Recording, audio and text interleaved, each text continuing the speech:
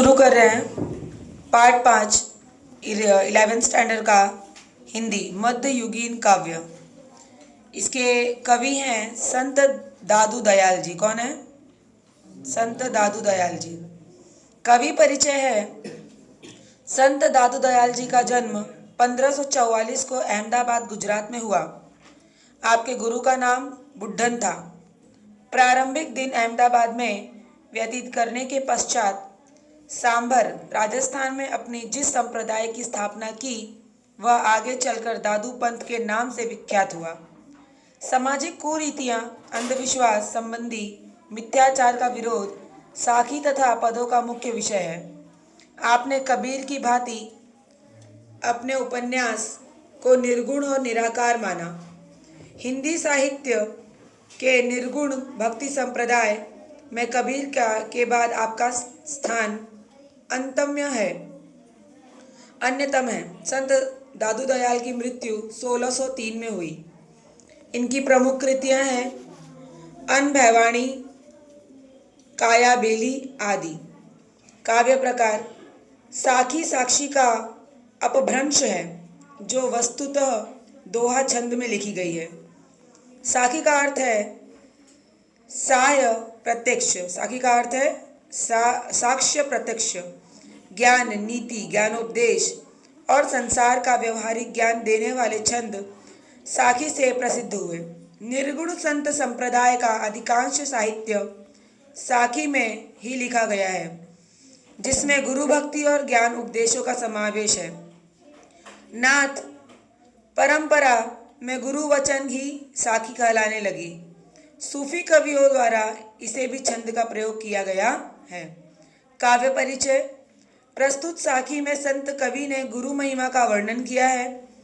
ईश्वर को पूजने के लिए कहीं बाहर जाने की आवश्यकता नहीं। ईश्वर तो मन के भीतर ही है। नाम स्मरण से ही पत्थर हृदय भी मक्खन सा मुलायम बन जाता है। प्रेम एक अक्षर पढ़ने वाले और समझने वाले की ज्ञानी होते हैं। मनुष्य को उसका अहंकार ही मारता है, दूसरा कोई नहीं। अहंकार का त्याग करने से ईश्वर की प्राप्ति होती है। जिसकी रक्षा ईश्वर करता है वह इस भवसागर को पार कर जा सकता है। ईश्वर एक है, वह सभी मनुष्यों में समान रूप से बसता है, अतः सबको समान मानना चाहिए। क्लियर? ओके, नेक्स्ट आगे देखते हैं। यहाँ हमारे लिए 10 पंक्तियाँ दी गई हैं। कितनी पंक्तियाँ हैं? 10। और उसका अर्थ अच्छे से स्पष्ट होगा, आप सुनिए ध्यान से।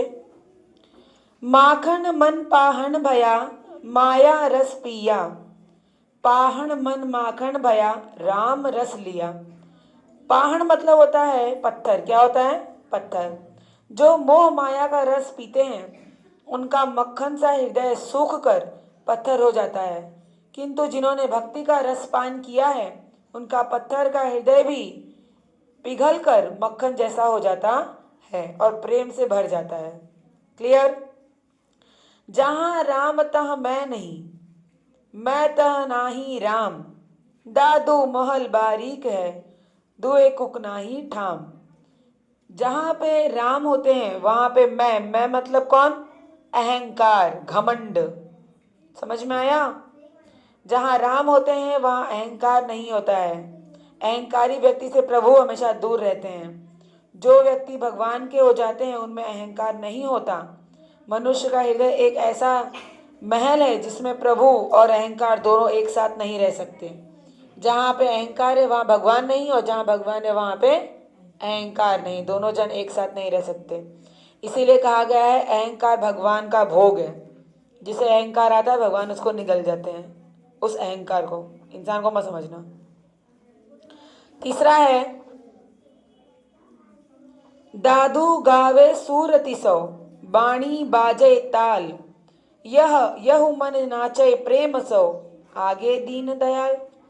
दादू मग्न होकर प्रभु का कीर्तन कर रहे हैं। उनकी वाणी ऐसे मुखरित हो रही है जैसे ताल बज रहा हो। वह मन में एकदम खुश होकर नाच रहे हैं। दादू के सम्मुख दीन दुखियों पर विशेष कृपा करने वाले प्रभु खड़े हैं, भगवान जी। जे पहुँचे ते कही गए, तिनकी एक ही बात, सबे साधो का एक मत, बीच के 12 बांट। जिन लोगों ने भक्ति के सहारे भवसागर पार कर लिया, जिन लोगों ने भक्ति के सहारे भवसागर पार कर लिया, उन सभी की एक ही बात है कि भक्ति संबल लेकर कि एक सागर को पार किया जा सकता है। सभी संत जन भी यही बात कहते हैं। अन्य मार्गदर्शक जीवन के उद्धार के लिए जो एक दूसरे को मार्ग बताते हैं, वे भ्रम में डालने वाले हैं। प्रभु स्मरण के सिवा अन्य सभी मार्ग बेकार हैं। समझ में आया? जे पहुंचे ते कही गए, ये हो गया ना? यस। दादू पाती प्रेम की, बिरला बाँचे कोई, वेद पुराण पुस्तक पढ़े, प्रेम बिना क्या होय। प्रेम की पाती कोई विरला ही पढ़ पाता है। पाती मतलब होता है पत्री, मतलब बुक या पत्र बोल सकते हो। कोई विरला ही पढ़ पाता है, वही पढ़ पाता है जिसका हृदय प्रेम से भरा हुआ हो। यदि हृदय में जीवन और जगत के लिए प्रेम भाव नहीं, तो वेद पुराण की पुस्तकें पढ़ने से कोई लाभ नहीं होगा।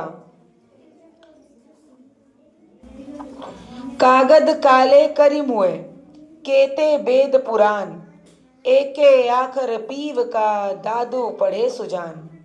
कितने ही लोगों ने वेद पुराणों का गहन अध्ययन किया और उसकी व्याख्या करने में लिख लिख कर कागज काले कर दिए, लेकिन उन्हें जीवन का सच्चा मार्ग नहीं मिला। वे भटकते ही रहे। जिसने प्रिय प्रभु का एक अक्षर पढ़ लिया, वह पंडित बन गया, महान बन गया। समझ में आया? दादू मेरा बैरी मैं मुआ, मुझे न मारे कोई, मैं ही मुझको मारता, मैं मर जीवा होई। मेरा अहंकार मैं ही मेरा शत्रु निकला, जिसने मुझे मार डाला, जिसने मुझे पराजित किया, हरा दिया। मेरा अहंकार ही मुझे मारने वाला निकला, दूसरा और कोई नहीं। अब मैं स्वयं इस मैं अहंकार को मारने जा रहा हूँ। इसके मरते ही मैं मर जीवा हो जाऊंगा, मरा हुआ था फिर से जी उठूंगा, एक विजेता बन जाऊंगा। समझ में आया? जिनकी रक्षा तू करे, ते उबरे करतार, जे तय छाड़े हाथ थे, ते डूबे संसार। हे सृष्टिकर्ता, जिनकी रक्षा तू करता है वे संसार के सागर से पार हो जाते हैं, और जिनका हाथ आप छोड़ देते हो वो डूब जाते हैं। समझ में आया?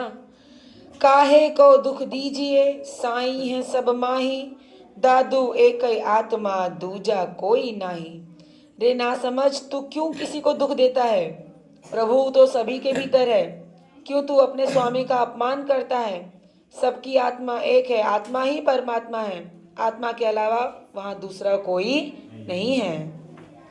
दादू इस संसार में ये दो ही रतन अनमोल, एक साई एक संत जन, इनका मोल न तोल। इस संसार में केवल दो ऐसे रत्न हैं जो अनमोल हैं।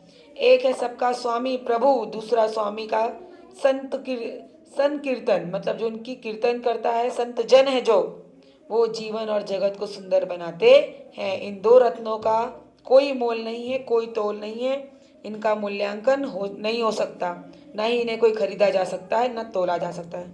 भगवान और संत जन, आजकल तो बहुत ढोंगी पाखंडी निकल गए हैं, लेकिन जो सच्चे संत जन हैं उनको कोई खरीद नहीं सकता है।